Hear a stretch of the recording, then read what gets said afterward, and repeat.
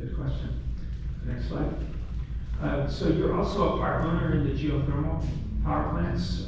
These are located up near Geyserville, so kind of up out of Napa area. And NCPA built these some time ago. They're workhorses, built in '85. There's 2 large plants. There's 2 units in each plant. And they work 24/7. And we take reclaimed water out of Santa Rosa.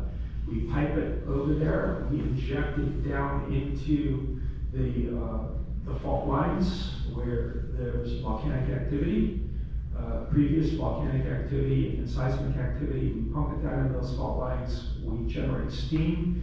We take that steam, capture it, run it through the turbine, and produce electricity 24/7.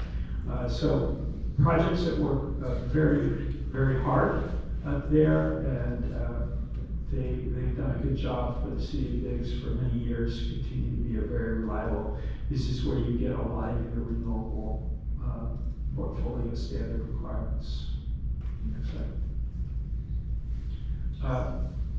Some of the challenges we've seen over the years. When I first started at NCPA over 10 years ago, we had what we call a declination curve, meaning that the steam field was dying out, meaning that we weren't getting as much heat any longer, and so we were having less steam coming up, and so we were seeing a decline in the amount of output. That was about 5 to 7% per year. Now we're under 2 years, we're almost under 2%. We're almost flat. We're starting to see actual technology now where we're going to see some increases out of that field, and it's going to last for some time. So we're putting a lot of investment in this project. Again, very important project for the city of Biggs. Next slide. So in summary, you have a diverse set of resources. You're involved in natural gas. You're involved in the geothermal project. And with that provides a number of benefits. We also do a number of procurements for you short term. You don't use a lot of energy, but we want to make sure that the energy that you do use is going to be available when you're ready to use it, and it's going to be a stable price going forward. So let's go to the next slide. Let's spend too much time. I want to just touch on summer readiness. Here we go, one more down. So what we do this time of year, every year, we're working very hard at making sure all the plants are going to be available for the summer. So there's no hiccups. We get a heat wave. We're ready to go. We're ready to serve you. We're always looking at the long-term outlook. We met in DC with the chief meteorologist for the Department of Homeland Security. She leads the efforts on extreme weather events. And she walked through with us some of the things that we're seeing on the federal and we're seeing in our own forecast. And that is, it looks like June's going to be rather warm for us, a little unseasonably warm for us here and up into the Pacific Northwest. That's going to go into July, early July, and then we're seeing a more normal July, August, September with not as many extremes. At least that's the forecast we're all looking at. But as you can see, the outlook for May, and then a little further out, you can see that hot zone there. So we can expect some higher temperatures, but just for awareness sake, June's going to be a little tough for us. Is what they're projecting. And the challenge there is then we dry out a lot of our fuels that then can be source for fires, the fuel for fires. So that's not ideal for us. And we get our snow melt a little sooner than we'd like. We'd rather store snow instead of running off too fast because most of our reservoirs are full. Go ahead, next slide. And this just shows our reservoirs throughout Northern California into Central Valley. Everything is looking really good. We had a good hydro year, we had good snowpack. We're coming off of a good year last year, pretty reasonable in most cases, but we're starting the season really well. And that means we'll burn less gas because we'll be able to rely on the hydro system a little more than we would otherwise. What that means is stable prices, stable supply. We don't see any really issues, even short duration heat waves.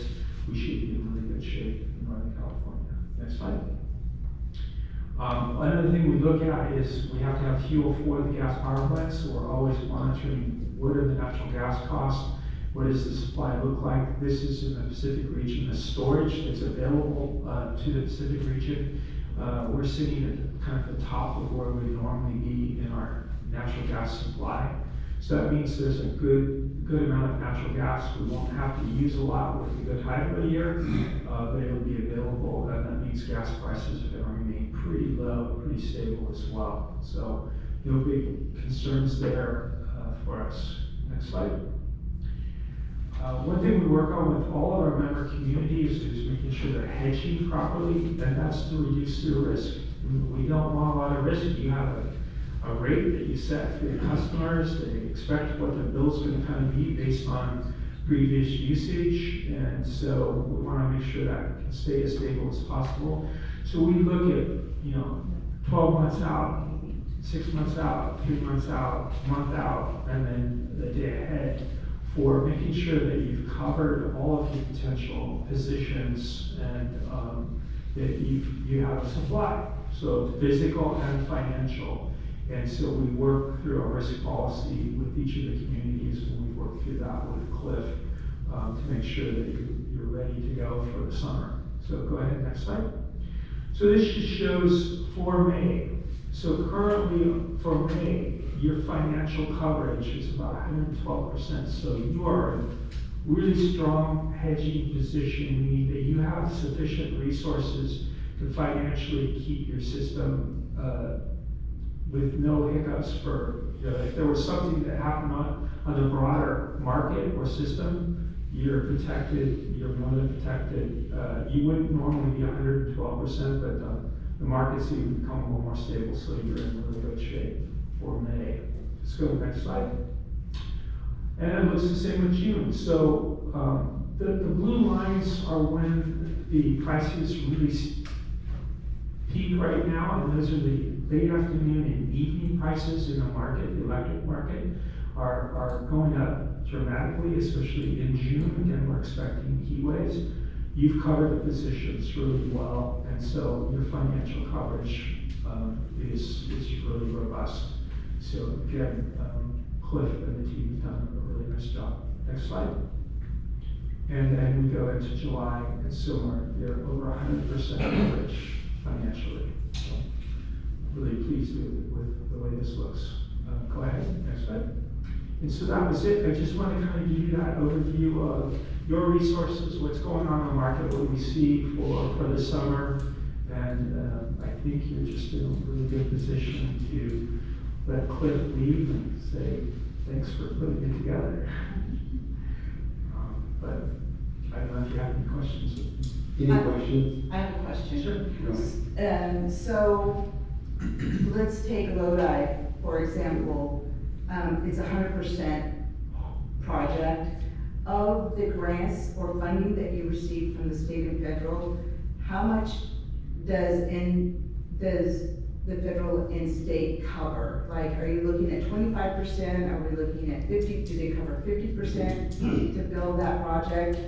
So the cost of the project is projected to be about $250 million, and they're proposing to cover 50% 50 in grant. Okay.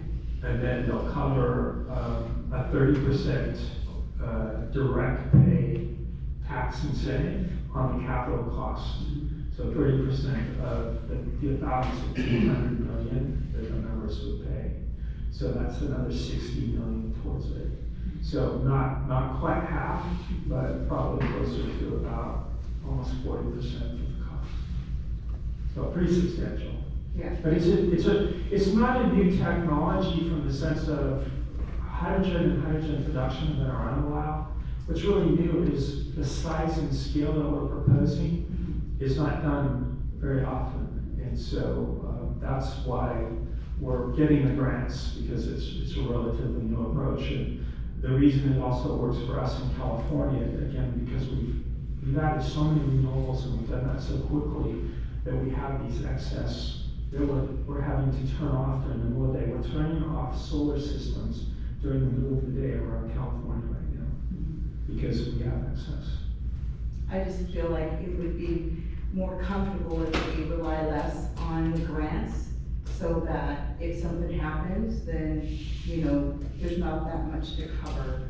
That's my point. Thank you. Yeah, and that's why I said we're slow walking the project, we're not moving forward, we're not asking for the members to commit funding at this point until we have the certainty of what funds are gonna be available, because it does change the economics of the project, and it might indicate that, you know, maybe we continue to just operate on natural gas for a few more years before we make this commitment. And then, with some of the disasters or accidents that have been happening, what was the last,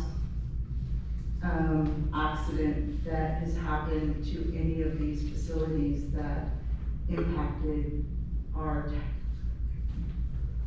clients? Like the one in Altadena and that sort of thing? 'Cause Well, you mean a wildfire event? Yeah, anything, yeah, yeah. Well, we've had, so at the geothermal plant, we were impacted, I arrived at NCPA in 2015. And that year we had the Valley Fire that swept up and almost burned down the plant. It stranded, we had some folks that were stranded up there. That fire came all around the geothermal power plant. And we had a number of our employees lived not far from the plants. And that fire moved so quickly that all of them lost their homes, lost their pets. They just barely got out.